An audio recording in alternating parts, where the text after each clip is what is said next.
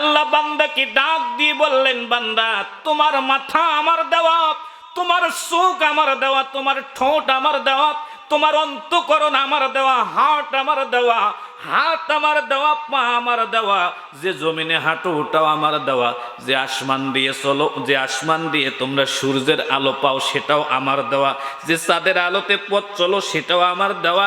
ও বান্দারে, এমনি এমনি আমি আল্লাহ নামাজ পড়তে বলি নাই, রোজা করতে বলি নাই, এ পৃথিবীতে এত কিছু দিয়েছি, তারপর বলেছি তুমি নামাজ পড়ো। এবার একটু মেহেরবানি করে বলুন, আমার আল্লাহর হুকুম মানার দরকার আছে না? না আছে? আর একটু জোরে বলেন, আছে? এ পৃথিবীতে হুকুম যদি মানতে হয় একজনের মানতে হবে, তিনি কে? আরো জোরে, জোরে হলো না? আল্লাহ ছাড়া পৃথিবীতে আর কারো হুকুম চলবে না, শুধুমাত্র কেবলমাত্র একজনের হুকুম চলবে, বিধান চলবে, আইন চলবে। মেহেরবানি করে বলুন, তিনি কে? আল্লাহ ছাড়া আর কারো কোনো কিছুই চলবে না, কারণ কারো কোনো কিছুই নাই। আর একটু জোরে বলেন, কারো কোনো কিছুই নাই, সব কার? আল্লাহ। রাগ করলেন নাকি? নাক কানে গলা বিশেষজ্ঞ এক ডাক্তারের কাছে গেছিলাম, গিয়ে উনি আমাকে কয়, মৌলানা তোমার শরীরে তোমার কোনটা? কইলাম সবই তো আমার। হাত আমার। কয় তোমার হাত তোমার? হাতটা একটা কেটে ফেলে বাজারে কিনো তো কিনতে পাওয়া যায় নাকি? যেটা তোমার হয় সেটা বাজারে পাওয়া যাবে, যেটা আল্লাহর হয় সেটা বাজারে পাওয়া যাবে। পৃথিবীতে হাতের কোনো কোম্পানি আছে? চোখের, নাকের, দাঁতের, কানের, মাথার নাই কেন? নেই কেন? কি মাইক নষ্ট হবে আর একটা মাইকের কোম্পানি আছে, কারণ মাইক মানুষ বানাইছে, কিন্তু আল্লাহ যেগুলো বানাইছে এগুলোর কোনো কোম্পানি গোটা পৃথিবীতে নাই। এই জন্যই আল্লাহ তাবারাক ওয়া তাআলা তার পৃথিবীর সকল মানুষদেরকে বলেছে, বান্দা আমি তোমাকে নামাজের হুকুম দিয়েছি, রোজার হুকুম দিয়েছি, হজের হুকুম দিয়েছি, যাকাতের হুকুম দিয়েছি, দিন কায়েমের হুকুম দিয়েছি, তোমাদেরকে জুলুম করতে না করেছি, তোমাদেরকে বলেছি তোমরা মানুষের ক্ষতি করো না। এমনি এমনি দেরি নাই, এমনি এমনি বলি নাই, হেদাম শুধু আমারই আছে।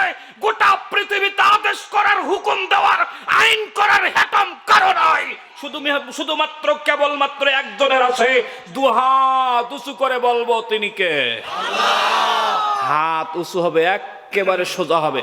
মেহেরবানি করে হাত উঁচু করে গলাটা একবার আছাড় মারেন। চৌধুরীপাড়া আসার পর থেকে আওয়াজ পাইনি, অনেক বক্তার ওয়াজ শুনতেছি, এই আওয়াজে কাম হবে না, একেবারে আজকে গরম করে দিতে হবে। প্রস্তুতি নেন, কণ্ঠনালীর গোড়ায় শক্তি আনেন। মেহেরবানি করে যার যত বুকে শক্তি আছে সবটুকু শক্তি দিয়ে বলবেন। যে ছেলেরা যত জোরে বলবে তার বউ তত সুন্দরী হবে, যারা আস্তে বলবে তাদের বউ খাটো হবে, কালা হবে, চোখ টেরা হবে, লাল হবে, একেবারে বাংরু হবে, মাথায় উকুন হবে, চরম ঝগড়ি হবে।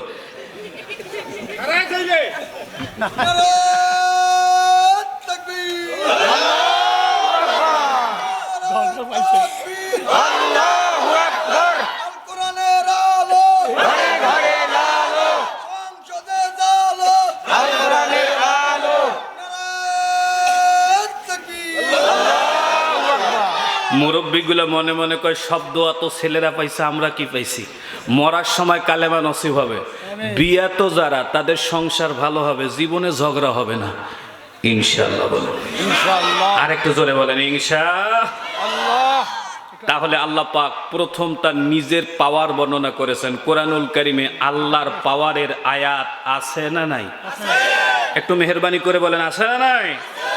তাহলে মূলনীতিটা মনে রাখেন, এই জাতীয় আয়াতগুলোকে বলা হয় আত-তাযকিরু বিআয়াতিল্লাহ।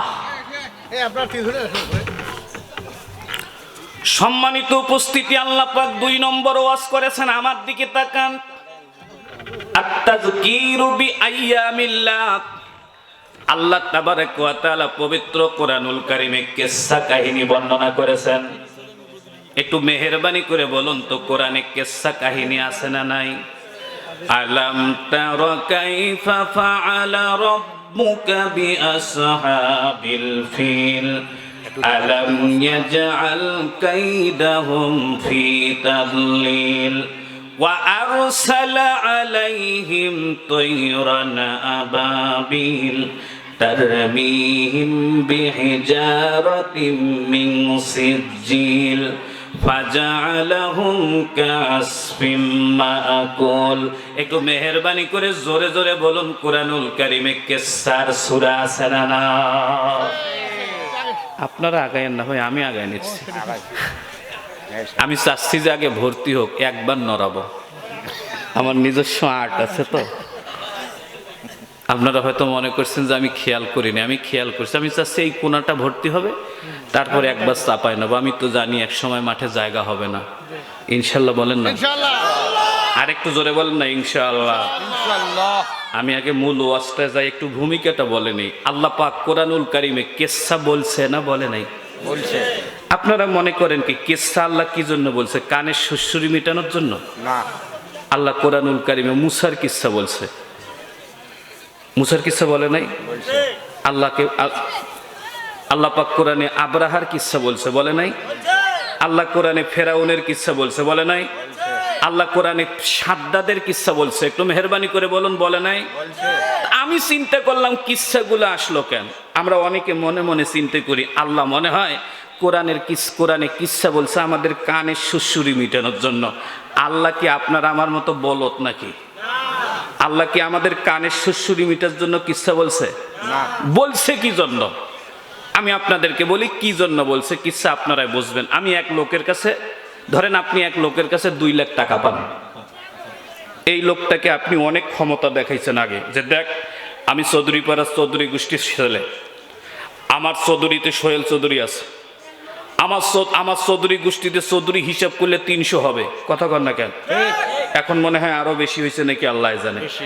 আরো বেশি অনেক পাওয়ার দেখাইছেন, কাম হয় নাই। তারপর একদিন সিপাহীর বাজার কিংবা ঢেলাপির হাটে দাওয়াত দিয়ে নিয়ে আসছেন, কিংবা জিন্নার বাজারে নিয়ে এসে বলছেন, ওকে একটা গল্প বলতেছেন, তুমি মোতালেবকে চেনো?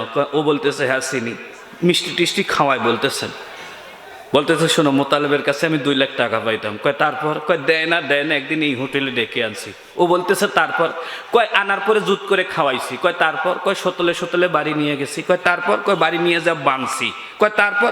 বান্দার পরে পেদানো শুরু করছি। কয় তারপর? কয় মার খাইতে খাইতে সারা জীবন ভাই বলতো, ওই দিন কয় আব্বা।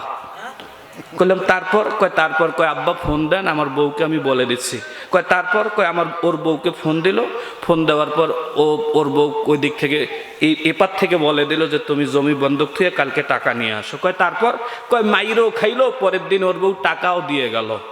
আপনারা বলেন তো, আপনি যে ওই লোকটাকে এই গল্পটা বলতেছেন, ওকে কি কানের সুসুরি দেওয়ার জন্য না ভয় দেখানোর জন্য? একটু আস্তে কন, আর একটু আস্তে কন। আল্লাহ পাক আব্রাহার কিসসা আপনাদেরকে বলছে, আপনাদের কি কানের সুসুরি দেওয়ার জন্য না ভয় দেখানোর জন্য? আর একটু জোরে বলেন না কেন? আল্লাহ পাক আব্রাহার কিসসা আপনাদেরকে বলছে কানের সুসুরি দেওয়ার জন্য না। আল্লাহ বুঝাইতে চাইছে আব্রাহার অপরাধ ছিল আল্লাহর নিদর্শন কাবা শরীফকে ধ্বংস করতে এসেছিল, আল্লাহর নিদর্শনের গায়ে হাত দিয়েছিল। যেই জন্য আমি আল্লাহ পাক আব্রাহার মতো একটা কানা প্রেসিডেন্টকে মারার জন্য, হাতির মতো বড় বড় প্রাণীগুলোকে মারার জন্য বড় কোন অস্ত্র ব্যবহার করি নাই। সামান্য চড়াই পাখি, আবাবিল পাখি দিয়ে